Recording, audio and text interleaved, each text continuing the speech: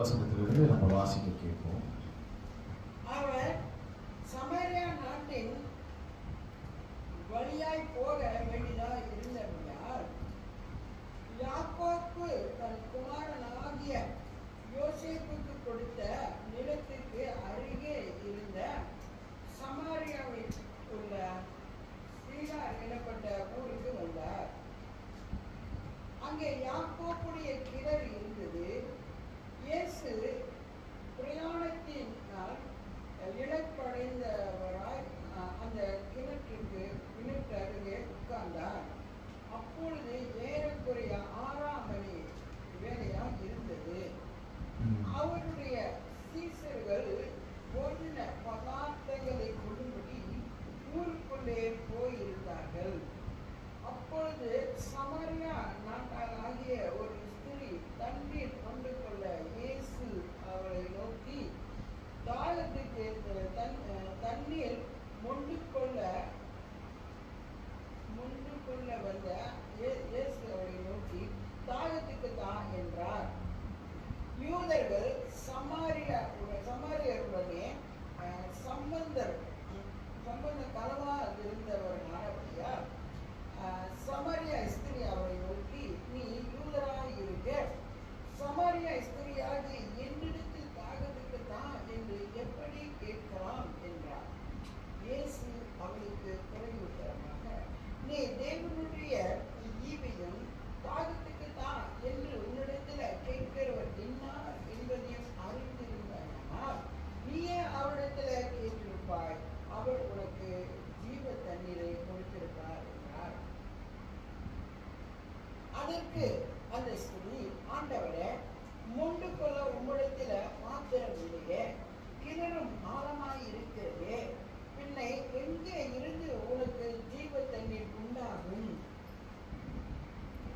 இந்த கிணற்றை எங்களுக்கு தந்த நம்முடைய பிதாவாகிய யாக்கோபை பார்க்கிறோம் நீ கேட்கிறோ? அவரும் அவர் பிள்ளைகளும் அவர் மிருக ஜீவன்களும் இதிலே குடித்ததுண்டே என்றால், இயேசு அவருக்கு பிரதியுத்தரமாக, இந்த தண்ணீரை குடிக்கிற மனுஷனுக்கு மறுபடியும் தாகம் உண்டாகும். நான் கொடுக்கும் தண்ணீரை குடிக்கிறவனுக்கு ஒரு காலம் தாகம் உண்டாகாது. நான் அவனுக்கு கொடுக்கிற தண்ணீர் அவனுக்குள்ளே நித்திய ஜீவகாலமாய் கூறுகிற நீர் ஊற்றாய் இருக்கும் என்றார். அந்த ஸ்திரீ அவரை நோக்கி, ஆண்டவரே, எனக்கும் தாகம் உண்டாகாமலும் நான் இங்கே மொண்டு கொள்ள வராமலும் இருக்கும்படி அந்த ஜீவ தண்ணீரை எனக்கு தர வேண்டும் என்றார். இயேசு அவரை நோக்கி, நீ போய் உன் புருஷனை இங்கே அழைத்துக் கொண்டு வா. சரி,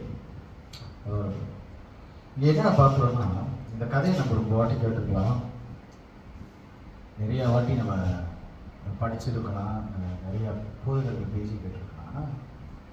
இது ரொம்ப இம்பார்ட்டண்டான, ரொம்ப முக்கியமான ஒரு கதை. ஏன்னா எப்பயுமே ஆண்டவர் இயேசு கிட்ட நம்ம எதையாவது ஒரு விஷயத்தை எதிர்பார்த்து தான் வருவோம். இப்போ சீக்கா இருக்கிறவங்க வந்து இப்போ ஏதாவது ஒரு விதத்தில் வியாதியாக இருக்காங்க, கை கால் வரல, அந்த மாதிரி ஏதாவது ஒரு பிரச்சனையில் இருக்கிறவங்களுக்கு வந்து ஆண்டவர் இயேசுவை பற்றி தெரியும். ஆனால் அவங்க வருவாங்க, ஆண்டவர் எனக்கு சுகம் கொடுப்பாரு அப்படின்னு சொல்லுவோம். இல்லை சில டைமில் நம்ம யாரையாவது வெளியில் பார்க்கும் பொழுது இந்த கை கால் ஊனமாக நடந்து போனாக்கா, இல்லை சீக்கா இருந்தாக்கா, இல்லை தும்பனா இரும்பனா, நம்ம என்ன பண்ணுவோம், வாங்கங்க நம்ம ஏதாவது ஜாப் பண்ணலாமா, ஆண்டவர்களுக்கு சுகம் கொடுப்பாருங்க, நம்ம ஜாபம் பண்ணுவோம், அவங்க சுகத்தை பெற்றுக்கொள்வாங்க. அது மூலியமாக தான் இயேசு கிறிஸ்துவ அவங்களுக்கு தெரிய வரும். ஆனால் இங்கே என்னன்னாக்கா, இந்த ஒரு அற்புதமான ஒரு கதையில் நீங்கள் பார்த்தீங்கன்னா, இயேசு எந்த அடையாளத்தையும் செய்யலை, எந்த அற்புதத்தையும் செய்யலை. இயேசு அவன் மேலே கை வச்சு ஜெபம் பண்ணலை, ஒன்றுமே செய்யல. இயேசு அதுக்கு முந்தி நீங்கள் படித்து பார்த்தீங்கன்னாக்கா, யோவானுக்கு வந்து ஒரு பிரச்சனை வரும், இயேசு பதில் சொல்லுவார். படிங்களேன், 4வது அதிகாரம் 1வது வசனம் படிக்கிறேன். அது என்ன போட்டிருக்குன்னா, யோவானை பார்க்கிலும் இயேசு அநேக பேரை சீசராக்கி ஞானஸ்தானம் கொடுக்கிறவர் என்று பரிசேயர் கேள்விப்படத்தக கர்த்தர் அறியும் போது யூதாவை விட்டு மறுபடியும் கலிலேயாவுக்கு போனார். இயேசு தாமே ஞானஸ்தானம் கொடுக்கவில்லை, அவருடைய சீஷர்கள் கொடுத்தார்கள். இது என்ன கதை? ஞானஸ்தானம் கொடுக்கறதுக்கு ஒருத்தர் தேவன் வச்சிருக்காரு. அவர் தான் யாரு? யோவான் ஸ்தானம். அப்ப இயேசு என்ன பண்றாரு? இயேசு வந்த பிறகு யோவான் ஸ்தானம் காட்டிலும் நிறைய பேர் ஞானஸ்தானம் எடுக்க ஆரம்பிச்சிட்டாங்க. இப்ப இதை கேள்விப்பட்டோன்னே இந்த யூதர்களுக்கு கோபம் வந்துருச்சு. யூதர்கள் யாருன்னாக்கா அந்த நாட்கள்ல இருந்த மத போதகர்கள். அந்த அந்த அந்த அந்த இடத்துல இருக்கிற அந்த யூதர்கள் வந்து அந்த ஃபரிசீஸ் அண்ட் சதுசீஸ், பரிசேயரும் சதிசேயரும் வந்து யாருன்னாக்கா மத போதகர்கள். அந்த நாட்கள்ல யூதேய மதத்தை பறைசாற்ற போதகர்கள் தான் பரிசேயரும் சரிசேயரும். இவங்க கேள்விப்பட்டோன்னா கோபம் வந்துருச்சு. இப்ப எல்லாம் வராங்க. ஆனா இயேசு என்ன பண்றாரு? இயேசு தாமே அவரோட சொந்த கையினால யாருக்கு ஞானஸ்தானம் கொடுக்கலையா? அவரோட சீசர்களை வச்சுதான் ஞானஸ்தானம் கொடுக்குறாரு. இப்ப இந்த விஷயத்தை இயேசு கேள்விப்பட்டோன்னே என்ன ஆயிடுச்சுனாக்கா, இந்த இடத்தை விட்டு போறாரு. இப்ப 4வது வசனம் படிங்க. இயேசு அவர் சமாரியா நாட்டின் வழியாய் போக வேண்டியதாய் இருந்தபடியால், அப்ப அவர் எங்க போனோம்? அவர் கலிலேயாவுக்கு போகணுமா? கலிலேயாவுக்கு போக வேண்டிய இயேசு சமாரியா வழியாய் போக வேண்டியது இருந்தது. அப்ப கலிலேயாவுக்கும் சமாரியாவுக்கும் ரொம்ப தூரம், நடைப்பயணமா போகணும். நடைப்பயணமா போகும் பொழுது ரொம்ப தூரமா நடந்து போறனால என்ன ஆயிடுச்சு? இயேசுவுக்கு கலப்பு வந்துருச்சு. இயேசு ஒரு மாதிரி என்ன நடந்து போறாருல, ஒரு மாதிரி கலப்பு வந்துட்ட பிறகு அங்க பக்கத்துல ஒரு கிணறு இருக்குது. அந்த கிணறு கிட்ட உட்கார்ந்து இருக்காரு. தாகத்துக்கு யாராவது தண்ணி கொடுப்பாங்களான்னு பாக்குறதுக்கு உட்கார்ந்து இருக்காரு. இப்ப இங்க ஒருத்தி வரா. 6வது வசனம் படிங்க. அங்கே யாக்கோபுடைய கிணறு இருந்தது. இயேசு பிரயாணத்தினால் இளைப்படையவராய் அந்த கிணற்று அருகே உட்கார்ந்தார். இப்ப 5வது வசனம் படிப்போம். யாக்கோபு தன் குமாரனாகிய யோசேப்புக்கு கொடுத்த நிலத்துக்கு அருகே இருந்த சமாரியாவில் உள்ள சிக்கார் எனப்பட்ட ஊருக்கு வந்தார். சிக்கார் என்ற ஒரு ஊருக்கு வந்திருக்காரு. அப்ப அந்த சிக்கார் என்ற ஊர் சமாரியா என்ற இடத்துல இருக்குது. சிக்கார், நல்லா பாருங்க, சிக்கார் என்ற ஊர். இந்த சிக்கார் என்ற ஊருக்கு வந்திருக்காரு. அங்க ஒரு கிணறு இருக்குது. இப்ப இயேசு ரொம்ப கலப்படைஞ்சிட்டனால அந்த கிணறுல உட்கார்ந்து இருக்கும் பொழுது, அப்ப எத்தனாம் மணி வேலையாது? அது எத்தனாம் மணி வேலை? 6ஆம் மணி வேலைன்னு போட்டு. அப்ப 6ஆம் மணி வேலைனாக்கா, இப்ப நம்ம பாருங்க, இப்ப வந்து இந்த பைபிள் எப்படி இந்த மாதிரி 6ஆம் மணி வேலைனாக்கா, ஓகே, ஒரு கடியாரம் இருந்துச்சுன்னா 6 போட்டுருச்சுன்னா நீங்க நேரா மேல பாத்தீங்கன்னா என்ன இருக்கும்? 6க்கு மேல என்ன இருக்கு? 12. அப்ப அங்க வேதத்துல என்ன போட்டிருக்கு? யூதர்களுடைய கணக்கு எப்படி இருக்கும்னா, வேதத்தின் பிரகாரம் நம்ம வந்து என்ன சொல்லுவோம்? காலையும் ராத்திரியும் சேர்ந்தா ஒரு நாள் தானே. அப்ப காலையில 12 மணி நேரம், ராத்திரில 12 மணி நேரம் இருக்கிறதுனால அது ஒரு நாள்னு சொல்றோம். ஆனா வேதத்தின் பிரகாரம் நீங்க ஆதியாகமத்தை எடுத்து படிச்சீங்கன்னா ஒரு நாளோட கணக்கு என்னன்னா சாயங்காலமும் காலையும். அப்ப சாயந்தரம் 6 மணில இருந்து அடுத்த நாள் காலையில 6 மணி தான் அவங்களுக்கு ஒரு நாள். அப்ப காலையில 6 மணில இருந்து சாயங்காலம் 6 மணி இல்ல, சாயங்காலம் 6 மணில இருந்து அடுத்த நாள் காலையில தான் அவங்களுக்கு ஒரு நாள். அப்ப இந்த 6ஆம் மணி வேலைன்றது 12 மணி உச்ச வெயில் நேரம். 6ஆம் மணின்னு போட்டிருக்கல தமிழ் வேதாகமத்துல, அது நீங்க நேரம் அப்படி பார்க்கணும். அப்ப 3ஆம் மணி போட்டுருச்சுனாக்கா அது காலையில 9 மணி. 9ஆம் மணி வேலைன்னு போட்டுருச்சுன்னா அது மதியானம் 3 மணி. அப்ப இது வந்து இப்படி, ஏன்னா வந்து நம்மளுடைய கணக்குக்கும் வேதத்தின் கணக்குக்கும் வித்தியாசம் இருக்கு, பைபிள்ல இருக்கிற கணக்குக்கும் வித்தியாசம் இருக்கு. அப்ப 6ஆம் மணி வேலைன்னு போடும்போது 12 மணி உச்ச வெயில் நேரம். இப்ப நீங்களாம் பழைய ஆட்கள், அதாவது பழைய ஆட்கள்னா எனக்கு முந்தி பிறந்த ஜெனரேஷன். அப்ப நீங்க கண்டிப்பா கிணறு பார்த்துருப்பீங்க. நீங்க கிணறுல போயிட்டு தண்ணி முன்னிருப்பீங்க, கண்டிப்பா பண்ணிருப்பீங்கல்ல. எத்தனை மணிக்கு போயிட்டு கிணறுல தண்ணி மொழிவீங்க? சும்மா ஒரு கேள்வி கேட்கிறேன்னு, எத்தனை மணிக்கு நீங்க போயிட்டு கிணறுல தண்ணி மூடணும்னா எத்தனை மணிக்கு போய் தண்ணி மூடணும்? ஏன்னா காலையில நிறைய விஷயங்கள் முறைவாசல் அதெல்லாம் செய்யறதுக்கு என்ன பண்ணணும்? காலையில தானே. யாராவது உச்ச வெயில் 12 மணிக்கு போயிட்டு தண்ணி விடுவீங்களா? மூடுறீங்களா? அந்த மாதிரி அது வழக்கத்திலே இல்லை தானே. அது வழக்கத்துக்கு அற்ற செயல், வழக்கத்துக்கு அற்ற ஒரு செயல். அது 12 மணிக்கு போயிட்டு யாருமே போயிட்டு கிணறுல தண்ணி வைக்க மாட்டாங்க. ஆனா இங்க இந்த இயேசு வந்திருக்காரு, சாயங்காலம் ஆச்சு, பசி. கஷ்டமா இருக்கு பாருங்க, நடந்து ரொம்ப தூரம் நடந்து வந்துட்டாரு பாருங்க, இளைப்பு ஒரு மாதிரி ஆயிடுச்சு. இப்போ ஒரு மாதிரி மயக்கம் வந்துருச்சுன்னு வச்சுக்கோங்களேன். அப்போ உட்காந்துருக்காரு, தண்ணி குடிச்சா ஒரு மாதிரி ரிஃப்ரெஷ் ஆகும். அப்பதான் இந்த சமாரியா ஸ்திரீன்னு சொல்லிட்டு ஒருத்தி வராங்க, ஒரு பெண்மணி அங்கே வராங்க. அங்க வந்தவனே இயேசு கிறிஸ்து என்ன பண்றாரு, அவளை பார்த்து, ஸ்திரீயே தாகமா இருக்குமா, குடிக்கிறதுக்கு எனக்கு கொஞ்சம் தண்ணி கொடு அப்படின்னு கேட்கிறாரு. அப்படின்னு கேட்டோன்னே உடனே இந்த சமாரியா ஸ்திரீ அவரை பார்த்து சொல்றாங்க, நீங்க யூதர், நீங்க ஒரு யூத கோத்திரத்துல பிறந்த ஒரு மனுஷன், நானும் சமாரியா ஸ்திரீ, எங்க கிட்ட நீங்க தண்ணி வாங்கி குடிக்க கூடாது. இந்த கதையெல்லாம் கேட்ட மாதிரி இருக்குதா எங்காவது? நம்ம தமிழர்களுக்கு இது ரொம்ப பழக்கப்பட்ட ஒரு கதை. என்னன்னாக்கா கீழ் ஜாதி மேல் ஜாதி, கீழ் ஜாதி மேல் ஜாதி, இதான்.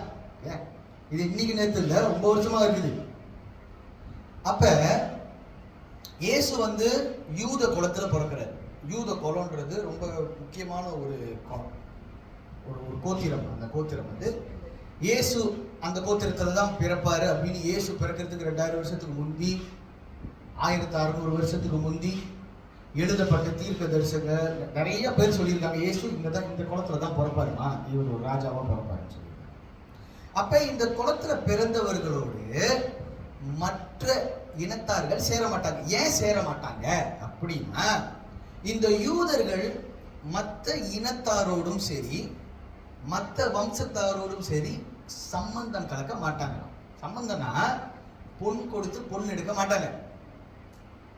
ஏன் அப்படின்னாக்கா, ஏன் கடவுளை அவங்களை கூப்பிடும் பொழுது இந்த பரிசுத்த சந்ததியா அழைச்சிட்டாரு. ஏன்னா அந்த நாட்கள்ல ஒருத்தர் 4 கல்யாணம் பண்ணலாம், 16 கல்யாணம் பண்ணலாம், எந்த இடத்துல இருந்து கல்யாணம் பண்ணலாம். அப்படின்னாக்கா அது போலிகாமின்னு சொல்லுவாங்க.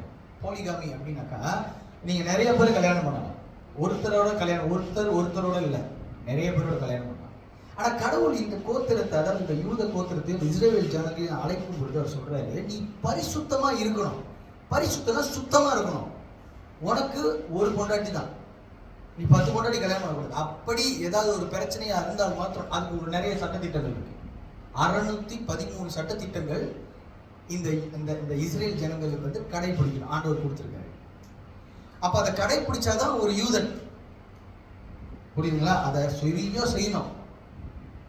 காலையில எந்திரிக்கணும், போகணும், வரணும், கும்பிடணும், சாமி கும்பிடணும், கொடுக்கணும், இதெல்லாம் செய்யறோம்ல. அவங்க அப்படி ரொம்ப பரிசுத்தமா அதை கையாண்டனால தான் அவங்க பரிசுத்தமான ஆட்கள். ஸோ அப்ப அந்த சமாரியா நாட்டு அவங்க யாருன்னா கலப்படம். எப்படின்னா, அப்பா யூதரா இருந்தா அம்மா வந்து வேற இனத்து பொண்ணா இருப்பாங்க. ஒருவேளை அம்மா யூதரா இருந்தா அப்பா வேற இனத்து பொண்ணா இருப்பார், வேற இனத்து பையனா இருப்பாரு. ஆகையால இவங்க சம்பந்தம் கலந்துட்டு அந்த சந்ததி மூலியமா வந்தவங்க சமாரியர்கள்னு சொல்லுவோம். சமாரியர்கள்னா சம்பந்தம் கலக்கப்பட்டவர்கள் தான் சமாரியர்கள். சம்பந்தம் கலக்கப்பட்ட இந்த பெண், அந்த வம்சத்திலிருந்து வந்த பெண், இப்ப இந்த யூதனா இருக்கிற இயேசுவை பார்த்து ஒரு கேள்வி கேட்கிறான். என்ன கேட்கிறா, நீங்க யூதரா இருக்கீங்க, நான் எப்படி உங்களுக்கு தண்ணீர் கொண்டு கொடுக்க முடியும் அப்படின்னு ஒரு கேள்வியை கேட்டோன்னே இயேசு கிறிஸ்து இங்கதான் வந்து அவளுக்கு ஒரு நல்ல பதில் சொல்றாரு.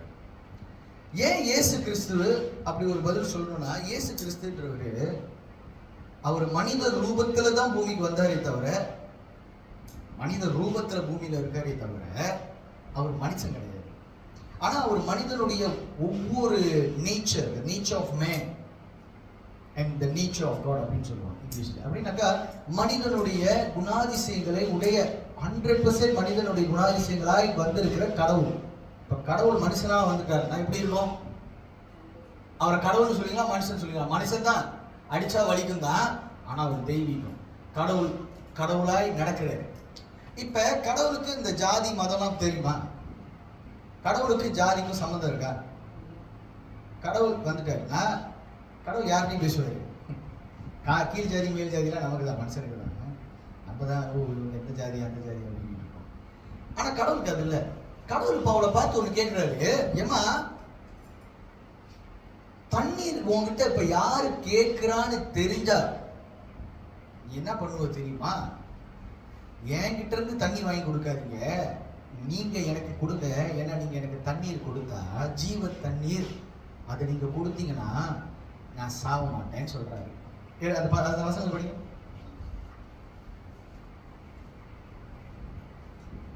கரெக்ட். ஓகே, இப்போ எந்த வசனத்துல இருந்தா இயேசு 13வது வசனம் படிங்க. இயேசு அவருக்கு பிரதியுத்தரமாக இந்த தண்ணீரை குடிக்கிறவனுக்கு மறுபடி தாகம் உண்டாகும். அல்ல, அதுக்கு முந்தின வசனம் படிங்க.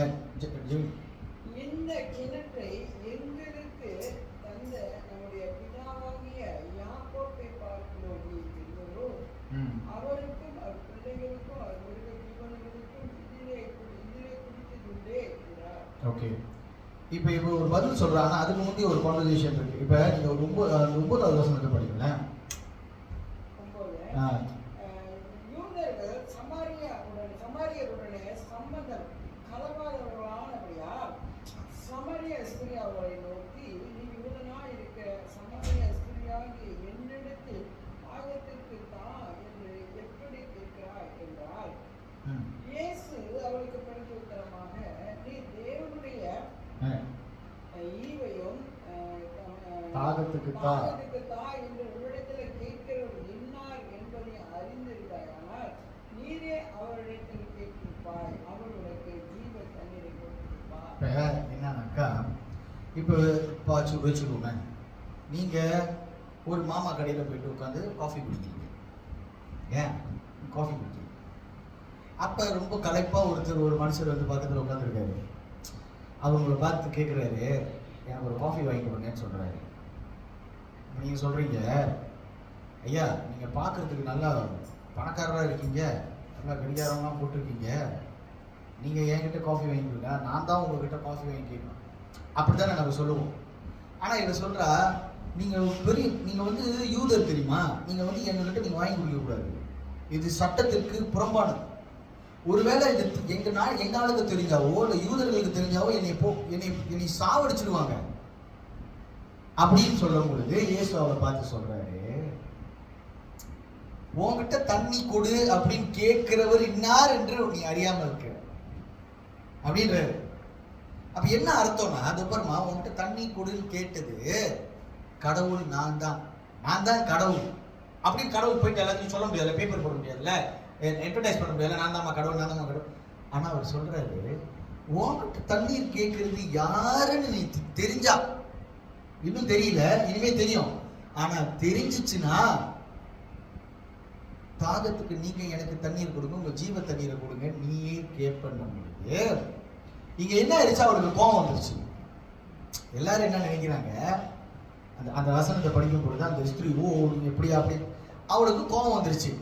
இப்போ உங்ககிட்ட நான் வந்து சொல்கிறேன், ஏம்மா நீங்கள் என்ன நினச்சிட்டு இருக்கீங்க, நான் தான் கடவுள் தெரியுமா அப்படின்னு நான் வந்து ஒருகிட்ட சொன்னேன்னு வைங்களேன், நீங்கள் என்ன பண்ணுவீங்க? கோவம் இருந்தால் உங்களுக்கு, சும்மா கடடா நீ, எனக்கு தெரியல, நீ அவரோட பண்ண பையன் தானே, அந்த மனுஷனோட பையன் தானே, நீ கடவுள்ன்ற அப்படின்னு சொல்ல, அந்த மாதிரி அவளுக்கு இப்போ ஒரு கோவம் வந்துருச்சு. என்ன கோவம் வந்துருச்சுன்னா, என்னடா இவன் பெரிய ஆறு மாதிரி நம்மகிட்ட சொல்கிறான், இவன் கேட்கறது தண்ணி என்கிட்ட குடிக்கிறதுக்கு தாகத்துக்கு, என்னமோ இவனும் பெரிய ஆள் மாதிரி என்கிட்ட பேசுறானேன்னு சொல்லிட்டு அதுக்கப்புறம் அவன் 12வது வசனத்துல ஒரு கேள்வி கேட்கிறான்.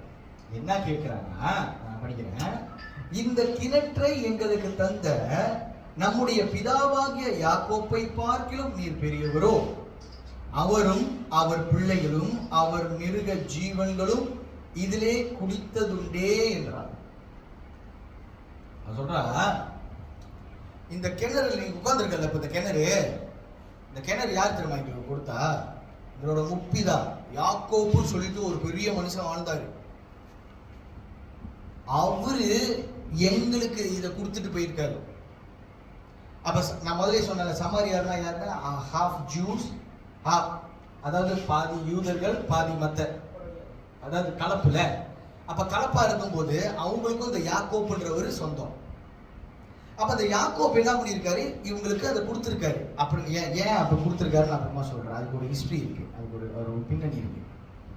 அந்த கிணறு கொடுத்தோடனே அவ சொல்றா, நீ யாருல, நீ என்ன பெரிய ஆள் மாதிரி பேசிக்கிட்டு இருக்க, நீ உட்கார்ந்து இருக்கிற இடம், இப்ப நம்ம சொல்லுவோம்ல, நீ என்ன அவ்வளவு பெரிய ஆள், இப்ப நிக்கிற இடம் யாரோட இடம் தெரியுமா? நீ இப்ப நிக்கிற மண் யாரோட மண்ணு தெரியுமா அப்படின்னு நம்ம கேட்கிறோம்ல. மூப்பர் கொடுத்த என் தாத்தா கொடுத்தாரு, எங்க பாட்டி கொடுத்தது தெரியுமா, நீ நிக்க பேசுறது என்ன அப்படிங்கிற அந்த டோன்ல அவ கேட்கிறா. இதை நம்ம படிக்கிறதுக்கு அப்படி தெரியல, ஆனா அவ கேட்கிறா. ஏன்னா நீங்களா இருந்தாலும் அப்படிதான் கேட்போம். நீ யாருன்னு நினைச்சுக்கிட்டு இருக்க, நீ நின்று பேசுற இடம் யாரோட இடம் தெரியுமா உனக்கு அப்படின்னு நம்ம கேட்போம். அவ கேட்கும் பொழுது இயேசு சொல்றாரு, நான் பேசுறது நான் யாருக்கு தெரிஞ்சா நீ எனக்கு தண்ணி கொடுத்துருவேன், நீ என்கிட்ட அதை எனக்கு நீ தண்ணி கொடுக்க மாட்டேன், என்கிட்ட இருந்து நீ தண்ணி கேட்டு வாங்கிக்குவேன்னு சொல்றேன். இவளுக்கு சரியான கோபம் வந்துருச்சு. என்ன நீ எவ்வளவு பெரிய ஆளு நினைச்சிட்டு இருக்க. 13வது வசனத்தை படிங்க, அடுத்த வசனத்தை. இயேசு அவளுக்கு பிரதியுத்தரமாக, இந்த தண்ணீரை குடிக்கிறவனுக்கு மறுபடியும் தாகம் உண்டாகும், நான் கொடுக்கும் தண்ணீரை குடிக்கிறவனுக்கோ ஒரு காலம் தாகம் உண்டாகாது, நான் அவனுக்கு கொடுக்கிற தண்ணீர் அவனுக்குள்ளே நித்திய ஜீவகாலமாய் ஊறுகிற நீரூற்றாய் இருக்கிறது. இந்த மாதிரி கேட்டோட இயேசு என்ன தெரியுமா பண்றாரு, இயேசு இன்னும் அவனை காண்டாக்குறாரு. காண்டுனா கோபம் விட்டுறாரு. நம்ம வாசியில சொன்ன அவனை இன்னும் கோபம் விட்டு இந்த மாதிரி கேட்டோட அவ இயேசு சொல்றாரு, ஸ்திரீ நீ எனக்கு கொடுக்கிற பாரு இந்த தண்ணி, இப்ப பாரு அது யாக்கோபே அது அர்த்தம் என்னன்னா, இந்த இந்த இந்த இந்த வெல் அதாவது இந்த கிணறு இது யாக்கோபே கட்டின கிணறா இருந்தாலும் சரி, அதாவது உங்க முப்பாட்ட கட்டின கிணறா இருந்தாலும் சரி, இதுல இருந்து தண்ணி எடுத்து நீ எனக்கு கொடுத்தீனா அதை குடிச்ச பிறகு எனக்கு கொஞ்ச நேரம் கழிச்சு மறுபடியும் தாகம் வரும். ஆனா நான் கொடுக்கிற தண்ணீர் நித்திய காலமாய் உனக்கு தாகம் வராதுன்றாரு. அப்ப அர்த்தம் என்ன, அது ஒரு ப்ரோவோகேட்டிவ் ஸ்டேட்மெண்ட். ப்ரோவோகேட்டிவ்னா என்ன, கோபம் ஊற்ற ஒரு ஸ்டேட்மெண்ட் இது. அதாவது இப்போ உங்களை நான் கோபம் ஊட்டோம்னாக்கா, நான் வந்து நான் ஏதாவது உங்களுக்கு பிடிக்காத ஒரு விஷயத்த சொல்லணும், இல்லை உங்களுக்கு புரியாத விஷயத்த சொல்லணும். சிலருக்கு வந்து இந்த இங்கிலீஷ் வார்த்தைகள் சில விஷயங்கள் விளங்காது, பாஷை பிரச்சனை இருக்கும்ல. அப்போ நான் இங்கிலீஷில் உங்ககிட்ட பேசும்போது நீங்கள் என்ன தமிழில் பேசுங்க, மறுபடியும் இங்கிலீஷில் பேசணும், நீங்கள் என்ன கடுப்பாவீங்க தானே. நீங்கள் என்ன நினைப்பீங்க, இவன் என்னடா நமக்கு கோபம் ஊட்டுற மாதிரி இங்கிலீஷ்லேயே பேசிக்கிட்டு இருக்கான், அவனுக்கு புரியலன்னு தெரிஞ்சும் பேசுகிறானே அப்படின்னு ஒரு கோபம் வரும்ல. ஏசு இதைத்தான் செய்கிறாரு, ப்ரோவோகேட்டிவ். அப்படின்னாக்கா பாரு, உங்ககிட்ட இருந்து நான் தண்ணி வாங்கி குடிச்சிருப்பீங்க, எனக்கு கொஞ்ச நேரத்தில் தாகம் வந்துடும். ஆனா நான் கொடுக்கிற தண்ணீரை நீ குடிச்சினா உனக்கு ஒரு நாள் தாகம் வராது அப்படின்னு இயேசு இப்படி சொல்லிட்ட பிறகு இவளுக்கு இன்னும் கோபம் ஆத்திரம் வருது. ஆனா அதே சமயத்துல இவர் இன்னும் யாரு, இவர் சொல்றது மாதிரி இவர் ஒரு பெரிய ஆளா இருப்பாரோ அப்படின்ற ஒரு சந்தேகம் கண்டிப்பா வந்துடும். அவன் தானே சில தடவை நம்ம கிட்ட பேசுறது யாருன்னு நமக்கு தெரியாது, நம்ம யாரோ நினைச்சு பேசிட்டு இருப்போம், ஆனா அவங்க உண்மையிலுமே ஒரு பெரிய ஆளா இருப்பாங்க அப்படின்ற அந்த விஷயத்த நம்ம 14வது வருஷம் படிங்க.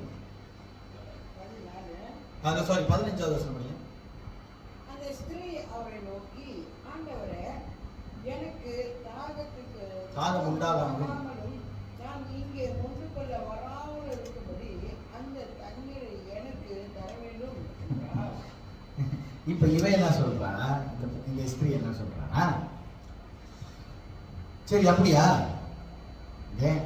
அந்த வேதத்துல வந்து கொஞ்சம் மரியாதையா எழுதப்பட்டிருக்கு வேதம்.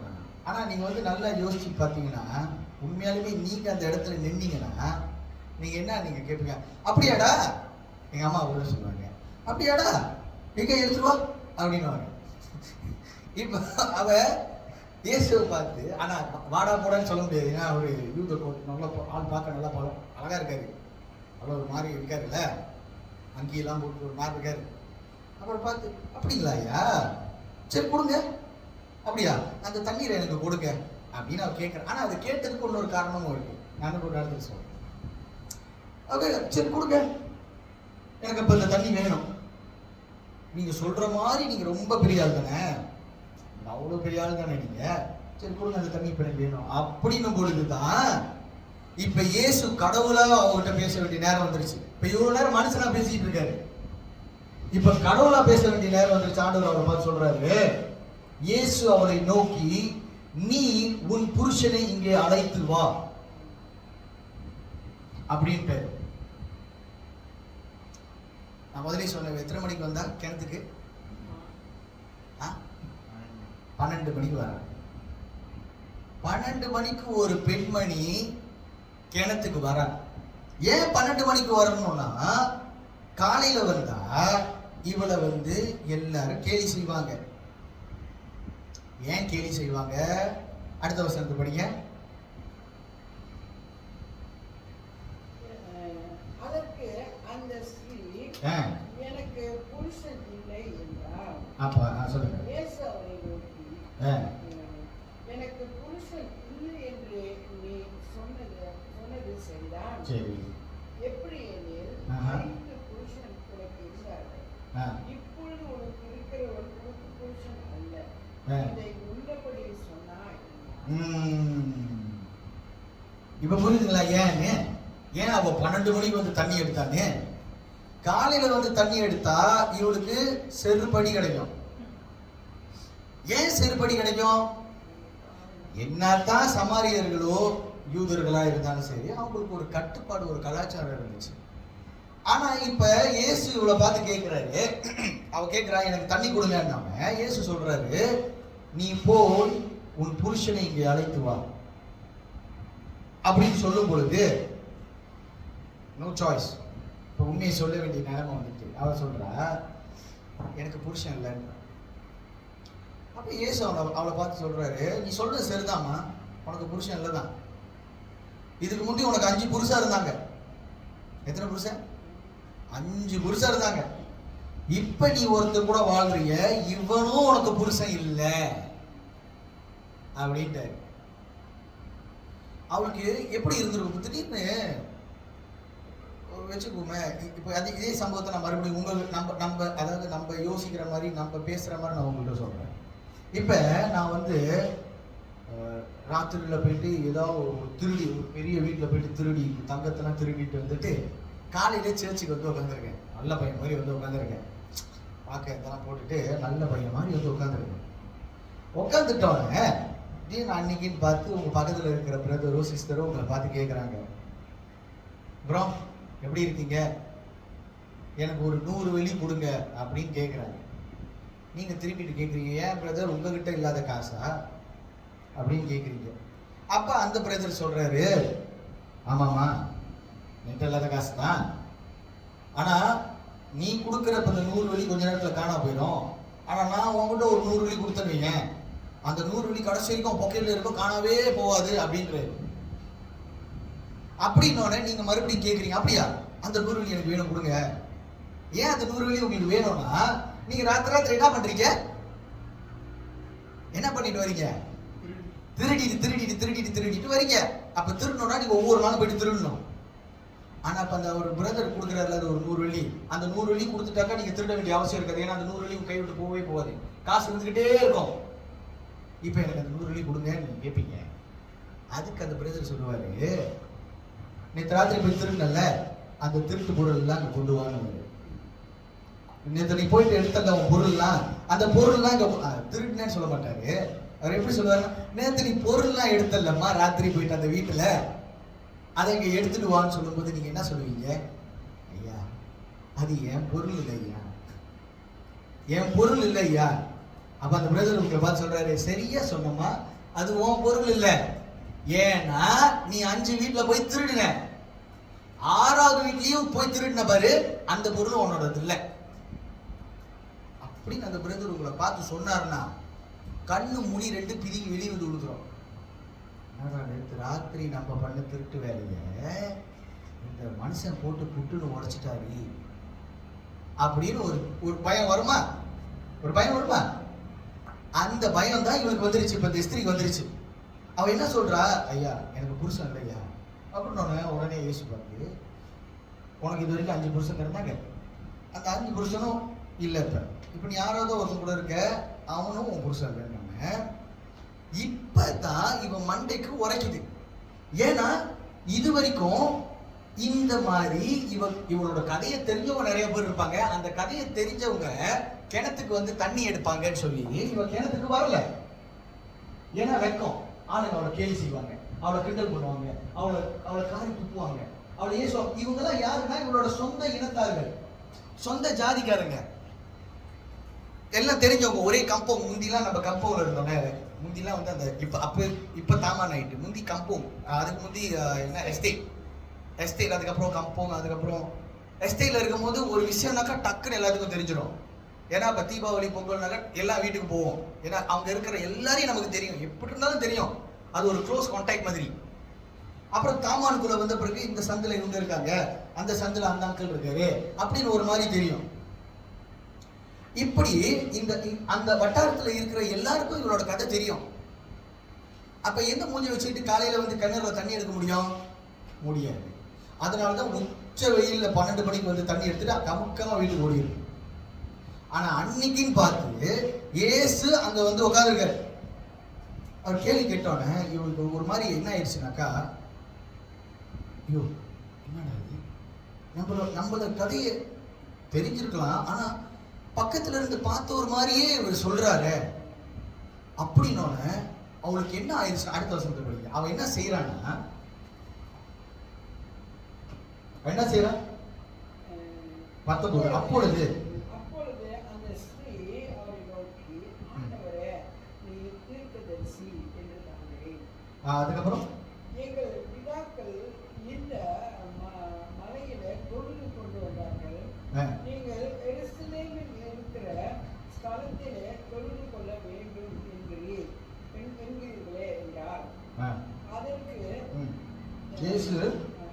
இயேசு ஸ்ரீயே, நான் சொல்லுகிறதை நம்பி நீங்கள்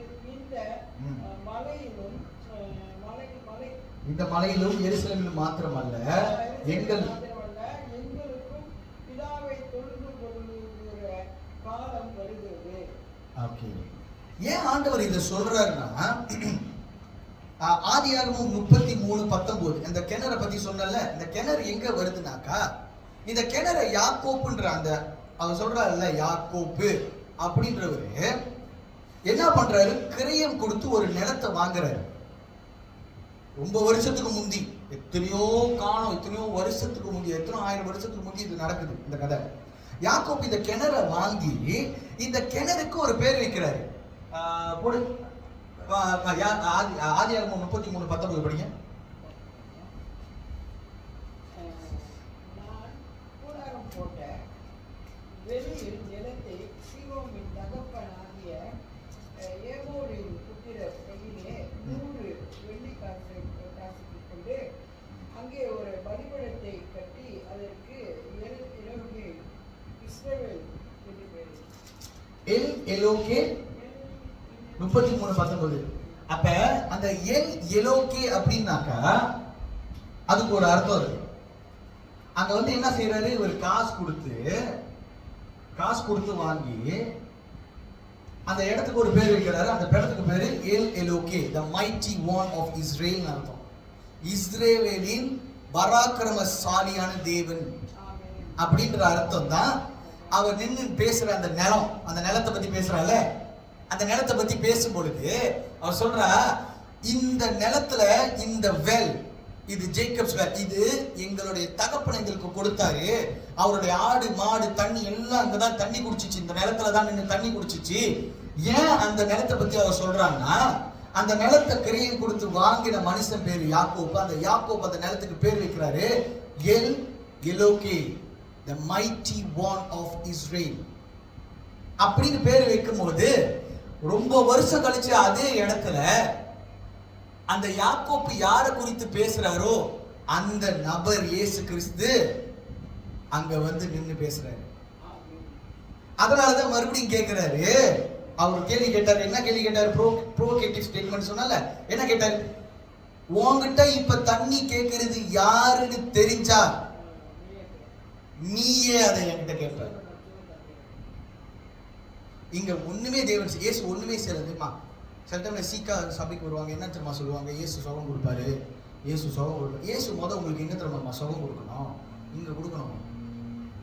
இந்த மைண்ட் இருக்குல்ல, இங்க கொடுக்கணும். மதம் மாறுறது இல்லம்மா. நான் எப்ப சொல்றேன், கிறிஸ்தவன்றது மதம் மாறக்கூடாது. மதம் மாறுறது இல்ல, மதம் இல்ல. கிறிஸ்தவன்றது மதம் கிடையாது. இன்னைக்கு ரொம்ப பேர் இப்படிதான் எல்லாத்தையும் குழப்பி எல்லாம் வச்சு என்ன சொல்லிட்டாங்க, மதம் மதம் மதம் மதம். கிறிஸ்தவன்றது மதம் இல்ல. இயேசு கிறிஸ்துவன்ற மதத்தை கொண்டு வந்து கொடுக்கலாமா? கடவுள் மதத்தை கொண்டு வர வேண்டிய அவசியம் இல்லைம்மா. புரியுதுங்களா?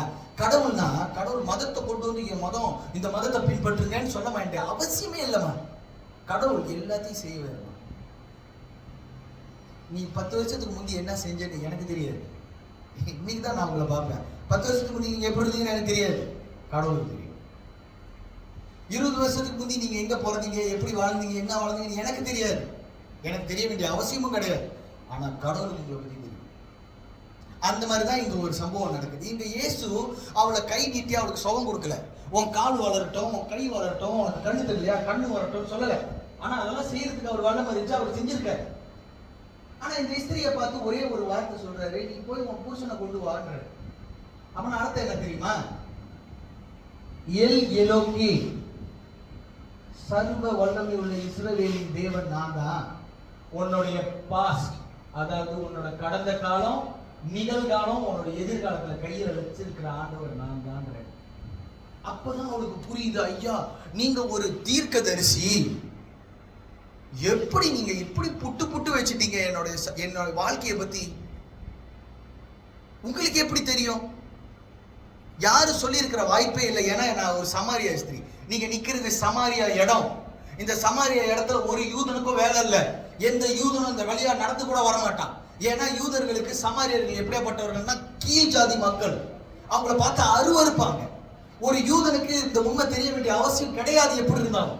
ஆனா இந்த யூதன், இந்த இயேசு கிறிஸ்து, இவருக்கு என்னை பத்தி தெரிஞ்சிருக்கு. அவன் என்ன செய்யறார்? அடுத்த வசனத்தை படிங்க.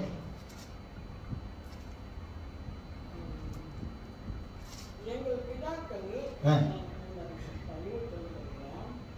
அதற்கு இயேசு, ஸ்ரீயே, நான் சொல்லுகிறதை நம்பு. நீங்கள் இந்த மலையுடன் எருசலேமில் மாத்திரமல்ல, எங்கும் பிதாவை தொழுது கொள்ளும் காலம் வருகிறது. நீங்கள் அறியாததை தொழுது கொள்கிறீர்கள், நாங்கள் அறிந்திருக்கிறதை தொழுது கொள்கிறோம். சரி, ஓகே. இப்ப 25வது வசனம் படிங்க. இப்ப இவங்களுக்கும் ஒரு உண்மை தெரியுது, இவங்களும் ஒருத்தவங்களுக்காக காத்திருக்காங்க. யாருன்னு பார்ப்போங்க. 25 வசனம் படிங்க. உண்மையாய் தொழுது கொள்ளுகிறவர்கள் பிதாவை ஆவியோடும் உண்மையோடும் தொழுது கொள்ளும் காலம் வரும், அது இப்பொழுதே. 25 அந்த ஸ்திரீ அவரை நோக்கி, கிறிஸ்து எனப்படுகிற மேசியா வருகிறார் என்று அறிவேன். அவர் வரும்போது எல்லாவற்றையும் நமக்கு அறிவிப்பார் என்றார்.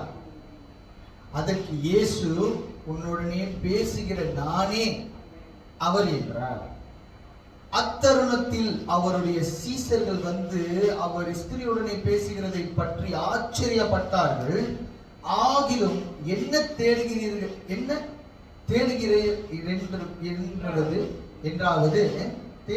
என்றாவது ஏன் அவனுடைய பேசுகிறீர்கள் என்றாவது ஒருவனும் கேட்கவில்லை. அப்பொழுது அந்த ஸ்திரீ தன் குடத்தை வைத்து விட்டு ஊருக்குள்ளே போய் ஜனங்களை நோக்கி, நான் செய்த எல்லாவற்றையும் ஒரு மனுஷன் எனக்கு சொன்னார், அவரை வந்து பாருங்கள், அவர் கிறிஸ்து தானே என்றார்.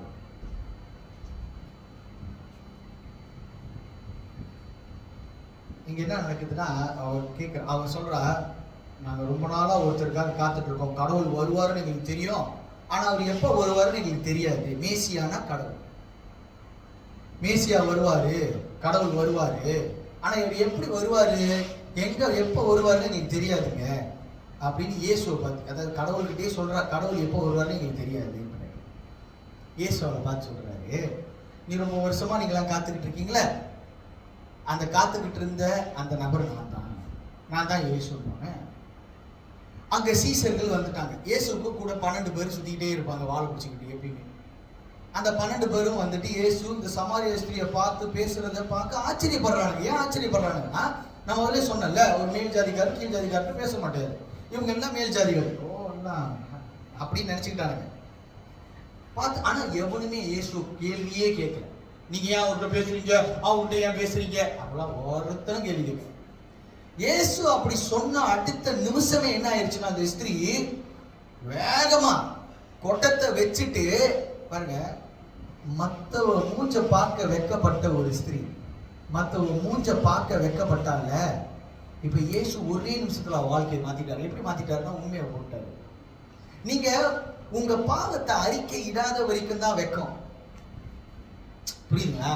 நான் செய்யற பாவத்தை ஆண்டவர் முன்பாக வந்து அறிக்கை இடாம அது மனசுக்குள்ளேயே வச்சுக்கிட்டு நானே புலம்பிக்கிட்டு இருந்தா அங்கத்தான் பிரச்சனை.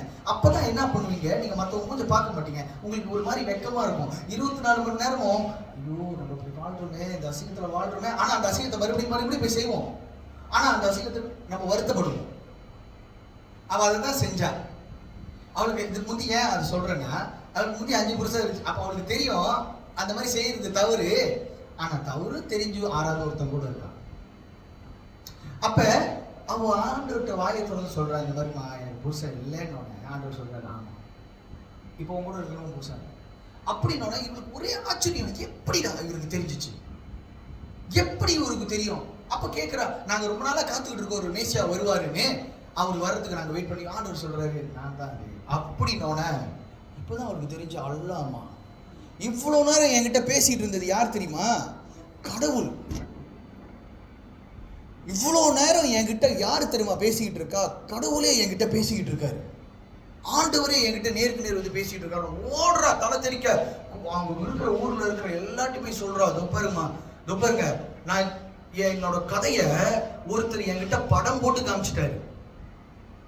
நான் இந்த பாவ வாழ்க்கையில வாழ்ந்துகிட்டு இருந்தேன்ல, இதை யாரோ ஒருத்தர் வந்து சொல்ற. அவரு பேர் என்ன? அவரு தான் மேசியா, அவரு தான் இயேசு, அவரு தான் கடவுள். வாங்க வாங்கன்னு எல்லாத்தையும் கூட்டிட்டு வந்துட்டா. இதை ஏன் நீங்க நான் சொல்றேன்னா, சில வேளையில ஒருத்தவங்களை பார்த்து நம்ம, அதாவது நமக்கு ஒரு ஒரு ஒரு ஒரு ஒரு என்ன இருக்கும், என்ன தெரியுமா? மற்றவங்களை பார்த்து கீழ்த்தனமா பார்ப்போம். கீழ்த்தனமா பார்க்குற அந்த அந்த இறுதியை நமக்குள்ள இருக்கும். என்னைக்காவது இருந்துகிட்டே இருக்குது. அது ஏன் நம்மளோட வளர்ப்போம். ஒருத்தவங்களை பார்த்தா ஒரு மாதிரி இழிவா பார்ப்போம். ஆனா இயேசு சொல்றாரு, கடவுளா இருந்து இழிவா இருக்கிற ஒரு பெண்ணுகிட்ட வந்து பேசுறாரு. அப்ப நீங்களும் நானும் எப்படி தெரியுமா இருக்கணும்? மற்றவங்க பாவத்துல வாழும்பொழுது அவங்களை பார்த்து, ஐயோ நீ இன்னும் அப்படி பண்ற, நீயும் அப்படி பண்ற அப்படி சொல்லக்கூடாது. இயேசு அவள்கிட்ட அதெல்லாம் சொல்லவே இல்லை. இயேசு ஒன்னே ஒன்று சொல்றாரு. என்ன தெரியுமா சொல்றாரு? நீ போய் உன் புருஷனமா கூட்டிட்டு வாட்டுற. அவளே வாயத்தோட சொல்றா என் புருஷன். அதுக்கப்புறம் ஆண்டவர் சொல்றாரு, இது பாருமா நீ வாழ்றது, இந்த வாழ்க்கையில நீ வாழ்றேன்னு அவளுக்கு பட்டுச்சுல, அவளையும் திரும்பிட்டு. கிறிஸ்தவராக இருக்கிற நீங்களும் நானும் என்ன தெரியுமா பண்ணணும்? மற்றவங்களை போயிட்டு சும்மா ஐனுங்க நீங்க இது செய்றீங்களா, இது தப்புங்க. ஓ நீங்க அங்க போறீங்களா, இது தப்புங்க. ஓ நீங்க இப்படி வாழ்றீங்களா, இது தப்புங்கன்னு சொல்லக்கூடாது. அதான் நான் முதல்ல சொன்னேன், இயேசு கிறிஸ்துக்குள்ள வந்துட்டா மாறுறது உங்களோட மனம், இந்த இருதயம் மாறணும், மனம் மாறணும், மதம் மாறக்கூடாது. மனம், இந்த மனம் மாறிடுச்சுன்னு வைங்களேன், நீங்க மற்றது எல்லாம் தானா நீங்க மாறிடுவீங்க. உங்களோட இருதயம் மாற ஆரம்பிச்சிடும். நீங்க செய்யறது தப்புன்னு உங்களுக்கு தெரிய ஆரம்பிச்சிடும். அதை மற்ற எந்த மனுஷன் சொன்னாலும் உங்களுக்கு கோவம் வரும்.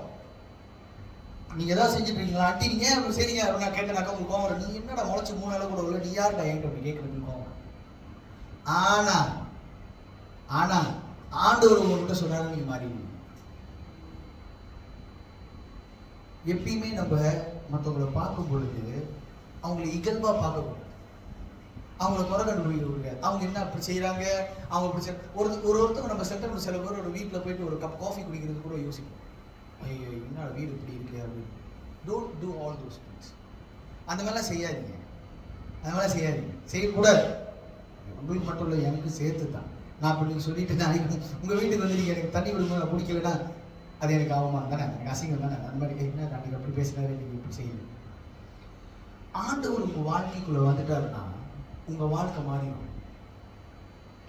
உங்களுக்கு பெரிய பெரிய ஆண்டவர் வந்து உங்களை வந்து, ஆண்டவர் எனக்கு இனிப்பு நீர் இருக்கு, எனக்கு சுகமாக்குங்க, எனக்கு ரத்த கொதிப்பு இருக்கு, எனக்கு சுகமாக்குங்க, இதெல்லாத்துக்கும் ஆண்டவர் செய்வார். ரத்த கொதிப்பா இருந்தாலும் சரி, இனிப்பா இருந்தாலும் சரி, செத்தவனை கூட உயிரோட கொண்டு வந்துட்டாரு. ஆண்டவர் மற்றதெல்லாம் செஞ்சிருவாரு. ஆனா இதுக்காக நான் ஆண்டவர் தேடக்கூடாதுமா. அவரை தேடும் பொழுது அதெல்லாம் எனக்கு தானா நடக்கும். அதான் உண்மை. அந்த உண்மையை தான் நீங்க அறிஞ்சுக்கணும். புரியுதுங்களா நான் என்ன சொல்றேன்னு? ஆகையால இயேசு கிறிஸ்து தேவன் அப்படின்னு என்னைக்கு நீங்க உணர்றீங்களோ, என்னைக்கு இருதயத்தின் ஆழத்துல இருந்து ஆண்டவரே நீங்க தான் தெய்வம் அப்படின்னு சொல்றீங்களோ, அன்னைக்கு உங்க வாழ்க்கை மாறும்.